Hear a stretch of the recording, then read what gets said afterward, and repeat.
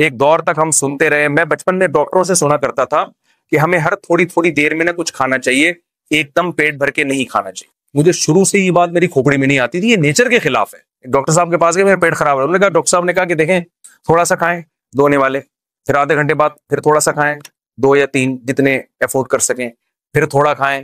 میں نے کہا ڈاکٹر صاحب ہماری بکری کو تو میں نے اس اسٹائل میں دیکھا ہے, کبھی کسی انسان کو میں نے اس طرح کھاتا ہوا نہیں دیکھا. اگر یہ نیچرل ہوتا تو سب سے پہلے محمد صلی اللہ علیہ وسلم کا طریقہ ہوتا, جو اللہ کے پیغمبر تھے. آپ کا کوئی کام نیچر کے خلاف نہیں تھا. وہاں تو 2 کھانے ملتے, ناشتہ بھی نہیں ملتا ہمیں. بک رہتا ہوں عشیہ, آپ صلی اللہ علیہ وسلم دوپہر سے پہلے کھایا کرتے تھے صحابہ کے دور میں, اور مغرب کے بعد کھایا کرتے تھے. یہ 2 ٹائم تھے کھانے کے. ناشتے کا لفظ عربی ڈکشنری میں آپ کو نہیں ملے گا, حالانکہ عربی بڑی فصیح اور بلیغ زبان ہے. فطور جو آج عربی میں ہے یہ جدید عربی میں ہے, فطور ناشتے کو کہتے ہیں. قدیم عربی میں ناشتے کا لفظ بولیں نہیں. بلکہ میں اور آپ کی جنرل نالج کے ایک بات بتاؤں, انگریز کے بر صغیر میں آنے سے پہلے آپ کو اپنے باپ دادا کی ڈکشنری میں بھی ناشتے کا لفظ نہیں ملے گا. یہ انگریزوں نے ناشتہ متعارف کروایا ہے. سمجھ میں آ رہی ہے بات کہ نہیں آ رہی؟ تو یہ تھا ہی نہیں, یہ مسلمانوں میں آیا گوروں کے آنے کے بعد ہے. چائے بھی, سگریٹ بھی, گٹکے بھی, پان بھی, یہ ساری چیزیں یہ انگریزوں کے آنے کے بعد آئی ہیں. ورنہ مسلمان کلچر ان تمام چیزوں سے کیا تھا, پاک تھا. وہ جانتے ہی نہیں تھے یہ کیا ہوتا. تو چائے پیئے نہ, میں بھی پیتا ہوں, میں یہ نہیں کہ چھوڑ دیں آپ, پیئے نہ پیئے وہ آپ کا ہیڈیک ہے. بتانے کا مقصد یہ کہ یہ ساری چیزیں یہ بعد میں آئی ہیں, یہ ہمارا کلچر نہیں ہے. تو ان میں ناشتہ بھی بعد میں آیا ہے. 2 ٹائم کا کھانا ہے. آپ سنا ہے ڈاکٹر یہی کہہ رہے ہیں کہ 2 ٹائم کھایا کرو, تمیز کا کھانا یہی ہوتا ہے 2 ٹائم. واللہ عالم, یہ ڈاکٹروں کی فیلڈ ہے کہ ڈاکٹر صاحب سے پوچھیں آپ. تو اب آپ کو پتا ہے مسلم فاسٹنگ کے نام پہ ایک بڑی تحریک چل رہی ہے ڈاکٹروں کی طرف سے. 16 گھنٹے کی فاسٹنگ, خاص طور پر جن کے ویٹ زیادہ ہیں. زیادہ تر تو کے ویٹ کیا ہیں, زیادہ ہی ہے نا میرا خیال. میں نے بہت کم لوگ دیکھے کولیسٹرول کی کمی ہو جن میں, ایسے بہت دیکھے. اچھا آپ جتنے لوگ مر رہے ہیں, مجھے ایک بات بتاؤ, کوئی ڈاکٹر صاحب بیٹھے ہیں تو ان سے پوچھیے گا کوئی ایک بندہ دکھائیں ہسپتال میں جو خوراک کی کمی سے مر رہا ہو. کوئی ہے ایسا بندہ؟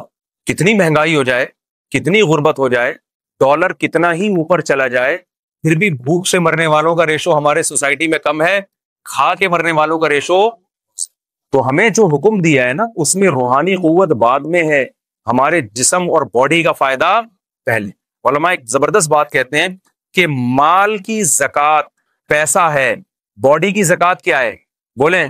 جیسے مال کی زکوٰۃ دینے سے حدیث میں آتا ہے کہ یہ میل کچیل ہے جو آپ کے مال سے نکل جاتا ہے, تو اسی طرح باڈی کی زکوٰۃ سے بھی آپ کی باڈی کا میل کچیل کیا ہوتا ہے, روزے کے ذریعے نکل جاتا. یہ اللہ کی بہت بڑی ہم پر نعمت اور رحمت ہے. اور اس میں یہ تو جسمانی فائدہ ہے, روحانی فائدہ کیا ہے یہ بہت اہم ہے.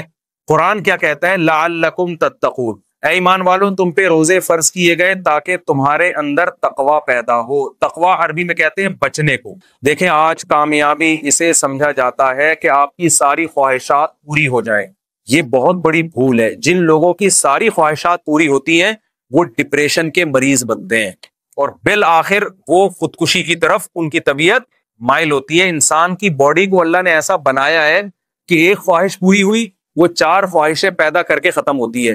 پھر وہ 4 خواہشیں پوری ہوئی تو ایسا نہیں کہ اطمینان ہو جائے, وہ 4000 خواہشیں پیدا ہو چکی ہوتی ہیں. ما قضى احد منها لبانته ولن انتهى عرب الا الى عربی. شاعر کہتا ہے دنیا میں کسی کی ایک خواہش پیدا ہوتی ہے, ہزاروں انڈے بچے دے کے جاتی ہے وہ خواہش.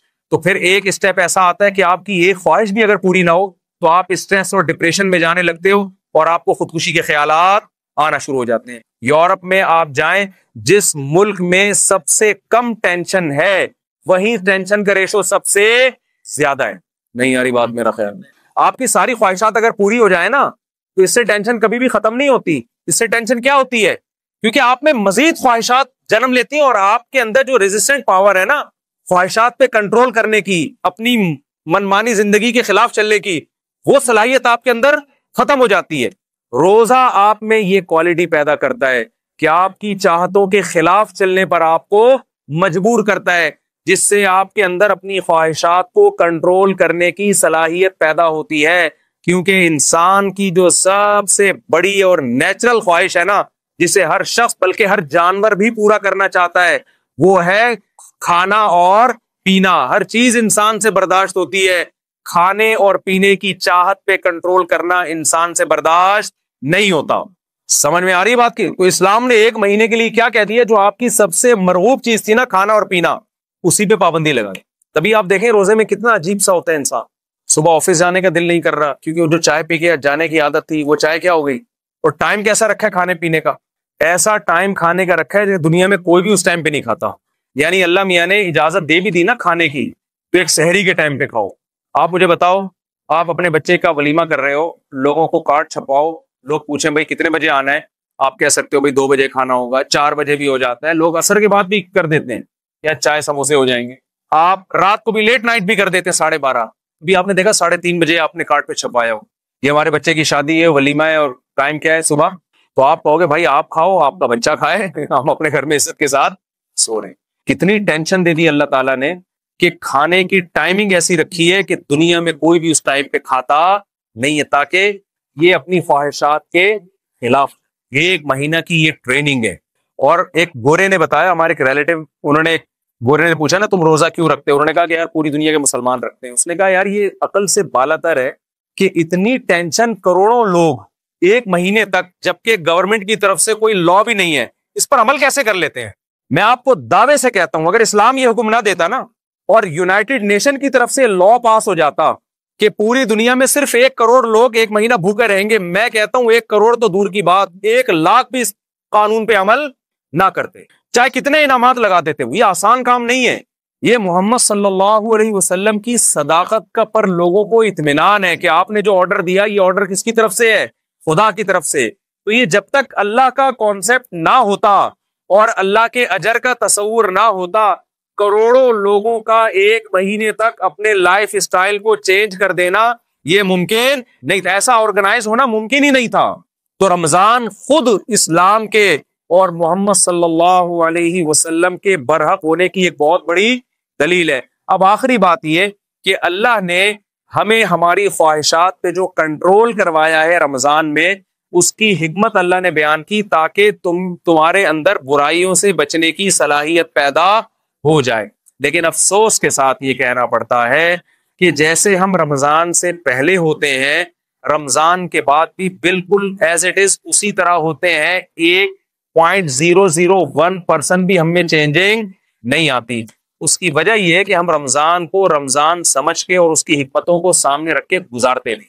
تو اس رمضان میں میں اور آپ یہ ارادہ کر لیں کہ ہم ٹریننگ کی نیت سے انشاءاللہ اس رمضان کو گزاریں گے. ہم کہیں گے اے اللہ، جو چیزیں حلال تھیں اور انتہائی مرغوب تھی، ہم جب تیری خاطر اس کو چھوڑ رہے ہیں تو ہم یہ پریکٹس اس نیت سے کر رہے ہیں تاکہ جو چیزیں حرام ہیں اور ان کا چھوڑنا روٹی چھوڑنے سے آسان بھی ہے، ہم پورے سال ان حرام چیزوں سے انشاءاللہ بچنے کی کوشش کریں گے. اس نیت سے رمضان آپ گزاریں گے تو انشاءاللہ رمضان آپ کی زندگی میں چینجنگ لے کر آئے گا.